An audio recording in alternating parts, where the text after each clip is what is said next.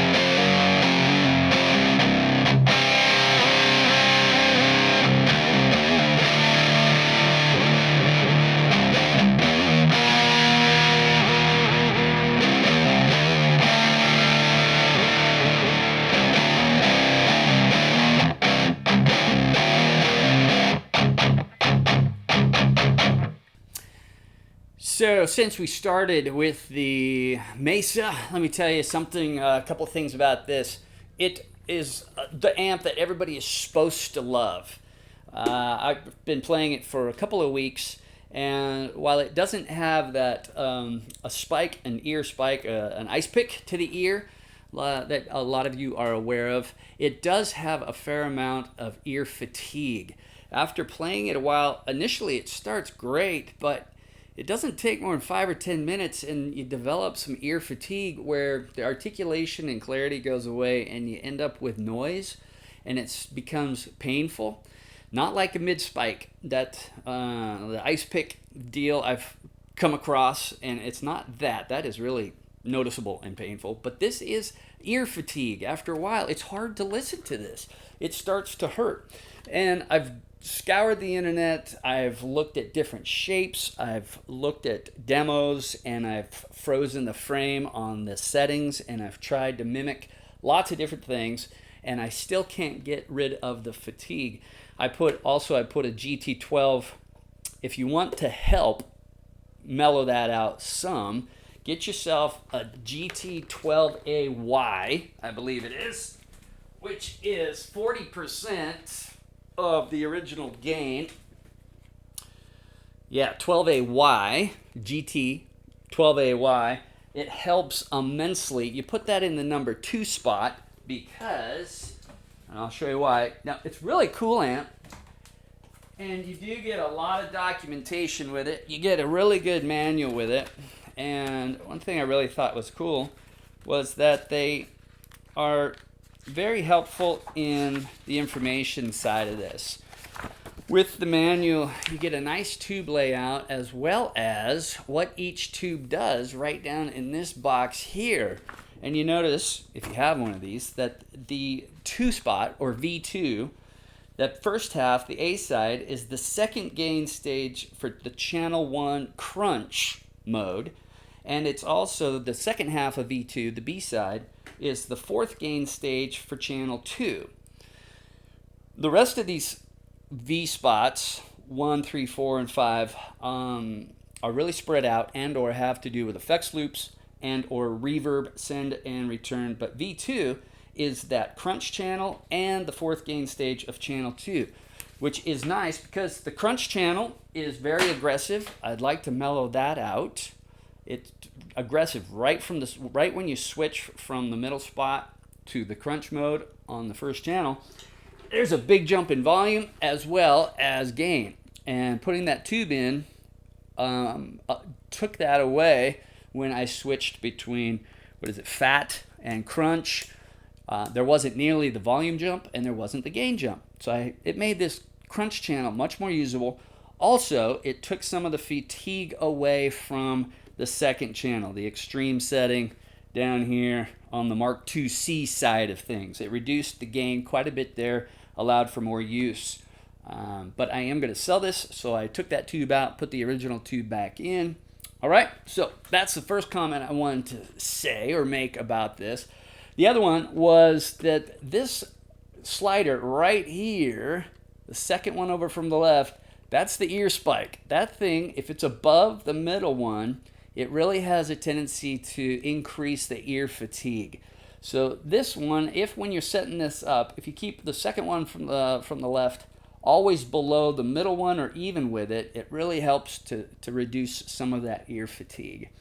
There's also something that happens when switching between channels if you have a looper in play. If you have a phrase recorded on the crunch channel and you switch to the Mark IIc channel, there's an increase in the signal in the looper, and it's kind of based on the level of the presence in each of the 2 channels, which I thought was interesting. I read the documentation, I've tried multiple settings, and I just can't get away from the ear fatigue. Also, another thing I noticed, this is similar to, a similar thing I noticed between this and the Ignator Rebel 30, was that I just can't get these masters anywhere close to where they probably should be. This thing's incredibly loud, even in the 10 watt mode. I've never got my masters up to beyond just a little bit beyond completely off.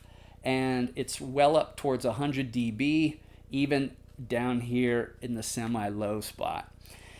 I would like to hear what this thing sounds like with these masters up a little bit. And I'll probably take it out in the garage. I have some speakers out there, and I'll take this out there and see what it sounds like out there. But in the room here, I really can't do it justice. And no matter what I do, I can't get rid of the ear fatigue. Doesn't play well at low volumes either. All right. Now, foot switch is interesting. Any 2-button foot switch that latches will work with the Mesa amp for purposes of switching channels. I've been using my the Ibanez from the TSA 15 only because these two switches, there's mechanical switches inside, and they latch. Normally open, goes to closed, and back to normally open. So open and closed there. That works, which is kind of good to know. And I think that's it. Otherwise, the tones are good, but there's not as much variability as I thought there might be. The clean channel is really pretty, very shimmery. No gripes about that. The crunch channel is very much like the Mark IIc channel in that it's very gainy right from the get-go. So switching that tube out in the 2 spot is something worth trying. Do that.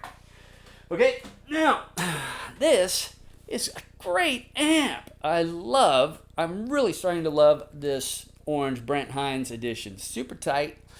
And if you don't mind going over to your amp and changing this gain knob from time to time and fiddling with it, it's got a lot of variability. You can turn the gain way down, and it has a beautifully mild-driven channel. It's kind of a crunch channel. And as you come up on the gain, the bass in the signal also increases, so you just turn the bass down a little bit. As the gain goes up, you got to drop your bass. The mid-range is really nicely dialed in. You can go from a very nice mid-range to scooped, as you heard, and then also plenty loud, really loud, but so easy to switch between tones. You've only got the 3 knobs, which makes it so simple. A lot of variability with gain. You can go to way too much, and you can go all the way down to just a little bit. Now, the clean channel does kind of suck. However, if you're playing a bright guitar like a Strat or a Telecaster, the clean channel is actually really nice. However, if you're playing the Wolfgang, the clean channel is kind of, well, you have to use a pedal with it, and that's okay, but it's just another pedal that you have to use with that to brighten it up, some sort of clean boost, and that's okay. However, I have plans for this. There's got to be a way to put a bright switch in here. I haven't been able to find schematics for this, but there has to be a way to put a 220 or a 470 cap in here in line with the signal and a switch to block some of those lower frequencies and just brighten things up. It's got to be. So I'm going to keep working on that and figure out how to do that. Also, this thing plays really well at lower volumes because we have the half and the full. But on the back, you have this attenuator, bedroom, and headroom switch right here. And so this works great at lower levels. You do lose a little bit of the tight thump, of course, when it's low. But it gives you a lot of variability, and you can still, at bedroom, when you have this switched on bedroom and in half mode on the front, you can run your volumes up pretty high, and you get some nice tones. You do lose a lot of that bass, but that's to be expected.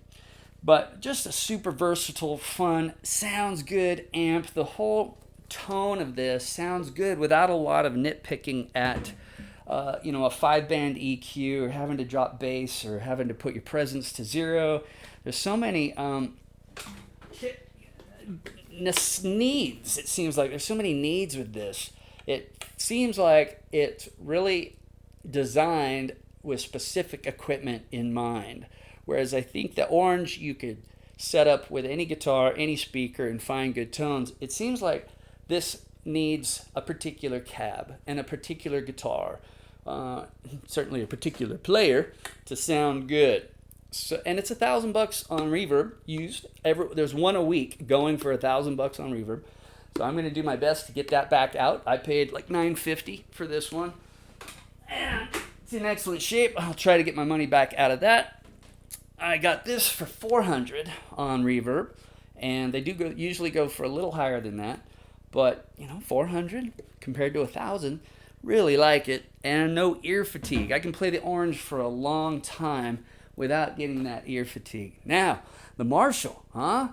That Marshall 700 new, but I think used they're going for about 500, and it sounds great. Lots of tonal variability with that Marshall. Really like it. Also, I put a GT12AY in V1 in that guy, and really like what happened. I do have to turn the gain up more to get the same tone, but it tightened it up so it's more like the orange. It got rid of a lot of that paper tearing tone that I've talked about before, which is a good thing. And the Marshall's great. It's got the green on the clean side, the green and the red. The red is set up for single coils and or a brighter guitar, and then the green side of that is set up for humbuckers. And that's an important thing to know. If you've got a Tele or Strat, then leave the green side alone and use that red channel. Works out beautifully. And then on the ultra gain side, the green is nice and crunchy. And what I like about the Marshall is the red channel is already kind of set up for a nice saturated lead that just really sings. So if you have a loop going that you've recorded on the green channel, you can simply click over to the red channel and add a little delay, and you've got a great lead tone. The gain comes up as well as the volume comes up, just a hair. So, which is super nice. You don't have to do a lot of boosting or anything like that. And so anyway, I think that's about all I wanted to say. Thoughts on the Mesa, the Marshall, and the Orange. You know, I'm supposed to like the Mesa. I'm having a hard time with that because I finally got one, and it's the amp that everybody is supposed to want and supposed to have. Came out in 2015. It was on the Reverb top selling list for at least 3 years, 2015, 16, 17. It was in the top 10 amps for quite a while, but it has, for me, a lot of ear fatigue. Not as much fun to play, and you got to mess with it quite a bit. But there are good tones to be had, and I found tones right away. It wasn't like I couldn't find one. It's just not pleasant to the ear when you sit down and try to play it for long periods on those higher gain channels. All right, so let me know your thoughts as well. If you appreciate it, like, sub, share, all that kind of stuff. We'll see you next time. Old Guy Jammin' is out. Yeah.